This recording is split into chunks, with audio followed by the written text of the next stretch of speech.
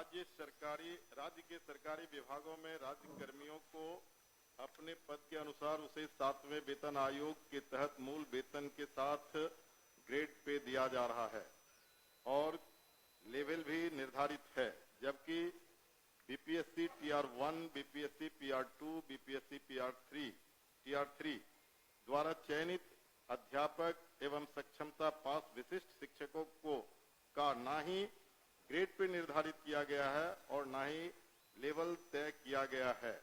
सिर्फ नियोजन के तहत वर्ग 1 से 5 के अध्यापकों को एवं विशिष्ट शिक्षकों को 25,000, वर्ग 6 से 8 के अध्यापक को 28,000, वर्ग 9 से 10 के अध्यापक एवं विशिष्ट शिक्षकों को 31,000, वर्ग 11 से 12 के अध्यापक एवं विशिष्ट शिक्षकों को 32,000 रुपया मूल वेतन दिया जा रहा है, जो 7वें वेतन आयोग से बिल्कुल अलग है, जिसके कारण भविष्य में अध्यापक एवं विशिष्ट अध्यापकों को 8वें वेतन आयोग के लाभ से वंचित रहना पड़ सकता है, जबकि उक्त शिक्षकों को भी राज्य कर्मी का दर्जा प्राप्त है।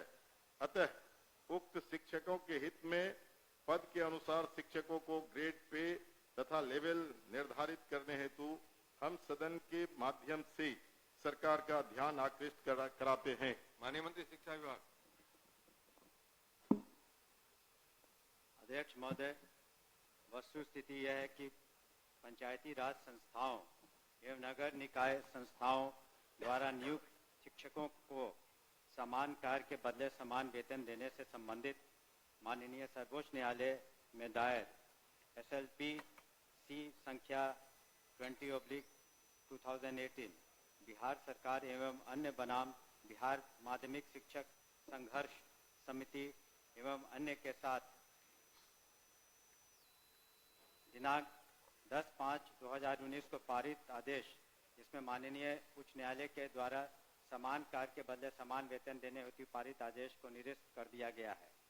राज्य सरकार पंचायती राज संस्थाओं एवं नगर निकाय संस्थाओं द्वारा नियुक्त शिक्षकों को बेहतर वेतन एवं सेवा शर्त हेतुकृत संकल्पित रही है। राज्य सरकार ने सहानुभूति पूर्वक इन शिक्षकों को 1/9/2020 से EPF योजना, जिसमें राज्य सरकार के द्वारा लगभग 5% अंशदान दिया गया है, से आच्छादित करते हुए दिनांक 1/4/2021 से 15% का वेतन वृद्धि किया गया। पुनः राज्य सरकार द्वारा स्थानीय निकाय शिक्षकों को बेहतर सेवा शर्त एवं वेतन प्राप्त हो के परिप्रेक्ष्य में बिहार विद्यालय विशिष्ट शिक्षा नियमावली 2023 अधिसूचित किया गया। नए शिक्षकों के नियुक्ति हेतु बिहार राज्य विद्यालय अध्यापक नियुक्ति, स्थानांतरण, अनुशासनिक कार्रवाई एवं सेवा शर्त नियमावली 2023 अधिसूचित किया गया। सरकार द्वारा इन दोनों नियमावली से नया पद सृजित किया गया। यह पद 7वें वेतन आयोग लागू होने के बाद सृजित किए गए हैं, इसलिए यह पद 7वें वेतन आयोग द्वारा निर्धारित पदों में सम्मिलित नहीं है। सरकार द्वारा सरकार के अन्य बहुत सारे पद सृजित किए जाते हैं जो 7वें वेतन आयोग में सम्मिलित नहीं होते हैं। इन दोनों नियमावली के तहत वर्ग 1 से 5 के शिक्षकों को 25,000, वर्ग 6 से 8 के शिक्षकों को 28,000, वर्ग 9 से 10 के शिक्षकों को 31,000 एवं वर्ग 11 से 12 के शिक्षकों को 25,000 प्रारंभिक वेतन निर्धारित करते हुए पे मैट्रिक्स का निर्धारण किया गया। उक्त नियमावली के तहत शिक्षकों को बेहतर प्रोन्नति का लाभ दिया गया।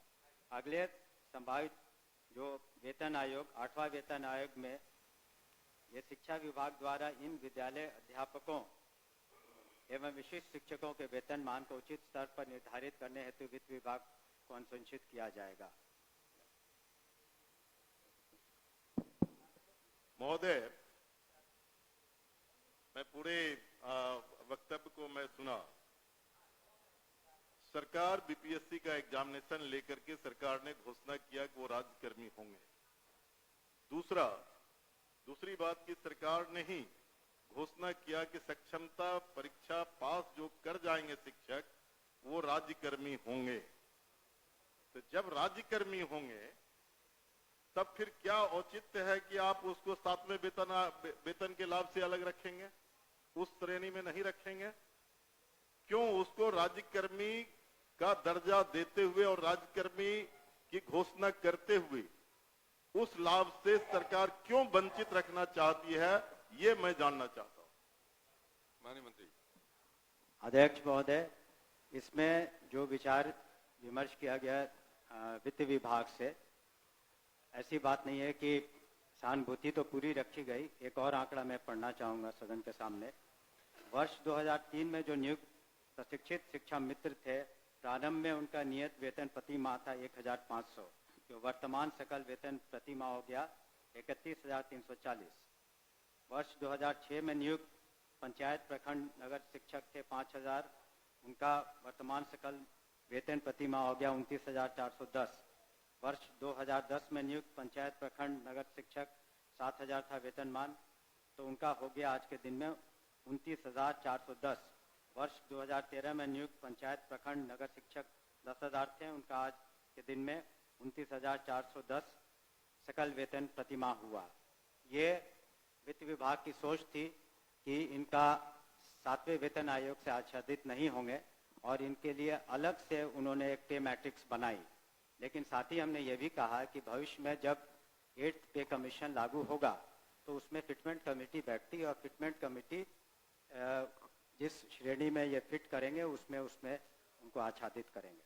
धन्यवाद महोदय। जो सरकार के द्वारा वक्तव्य फिर दोबारा दिया गया, ये पुरानी बात को दोहराई गई कि जब नियोजन इकाई, कई नियोजन इकाई थी, आपने 23 में उस तमाम नियोजन इकाई को भंग कर दिया। अब जिला स्तर पर नियोजन इकाई आपने गठित कर दिया, जितने जिला है उतने ही नियोजन इकाई है। और आपने, आपके फैसले से सरकार ने फैसला लिया कि अब तमाम जो पहली प्रक्रिया थी उसको हम समाप्त करते हैं और बीपीएससी से एग्जामिनेशन लेकर के हम शिक्षक को बहाल करेंगे और वो राज्यकर्मी होंगे। दूसरा, इस सरकार से हम लोग बात कर रहे थे कि जो पुराने तरीके से पंचायत से, प्रखंड से, जिला परिषद से जिन शिक्षकों को नियोजित किया गया उनको आप सरकारी कर्मी घोषित कीजिए। सरकार ने एक फैसला लिया, सक्षमता परीक्षा जो पास करेगा वो सरकारी कर्मी होंगे। तो सवाल उठता है कि सरकारी कर्मी वो सिर्फ स्कूल में नहीं पढ़ाते हैं, उनसे आप चुनाव में बूथ पर भेजते हैं, उनसे आप जो है सो बीएलओ बनाते हैं, उनको कई तरह का सवाल करते हैं। जब वो सरकारी कर्मी आपने घोषित किया है तब सरकारी कर्मी के बराबर उसके समकक्ष 7वां वेतन क्यों नहीं देना चाहती है, ये हम जानना चाहते हैं। तो नहीं, उनका कहना है कि वो पुराना जो बताया 4000 था, 2000 था, 3000 था। दूसरी बार खड़े होकर बोले तो नहीं सर मैं अध्यक्ष महोदय, जब ये पूरा मामला वित्त विभाग में गया, वित्त विभाग इसमें सारी निर्णय लेता है। पे मैट्रिक्स उन्होंने नया किया और कहा कि ये 7वें वेतन आयोग से आच्छादित नहीं होंगे। और दूसरी बात ये भी है, हम इस बात को स्वीकार कर रहे हैं कि भविष्य में जब 8th पे कमीशन का इन्होंने बात उठाई है, तो जब भी पे कमीशन केंद्र सरकार के द्वारा जब वो लागू होता है तो यहाँ बिहार में भी फिटमेंट कमेटी बैठती है और फिटमेंट कमेटी के अनुसार उस वक्त इसमें जिसमें करेंगे हम लोग अनुशंसा करेंगे। लेकिन अंतोगत्वा इन सभी मामलों में वित्त विभाग अपने वित्तीय प्रबंधन के तहत ही अंतिम फैसला देता है, जिसको सभी को स्वीकार करना पड़ता है। धन्यवाद। हो गया आपका। नहीं सर ठीक है, वो लोग पूछेंगे, लेकिन मेरा सबमिशन है सर, सप्लीमेंट्री मेरा ये है कि वित्त विभाग से सारी प्रक्रिया को पूरा करते हुए तब आपने बीपीएससी का एग्जामिनेशन लिया और तब आपने राज्यकर्मी का दर्जा दिया। तो साथ में वहीं घूम फिर के आ रहे हैं आप। साथ में वेतन का आप लाभ उसे क्यों नहीं देना चाहते, ये सरकार एक लास्ट करते हैं सर। एक ही बात तो बोल रहे, बोलिए अध्यक्ष।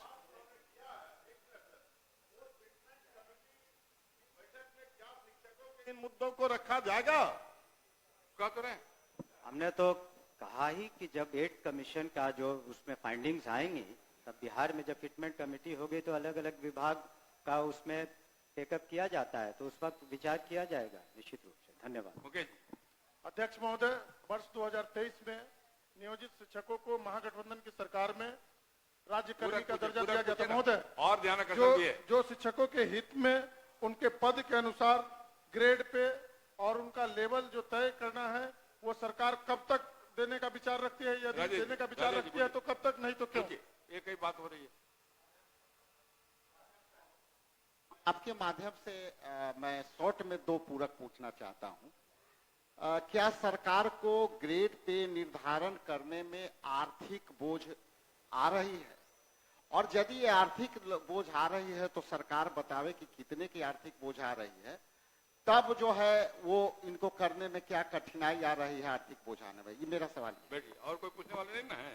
चलिए आप बताइए।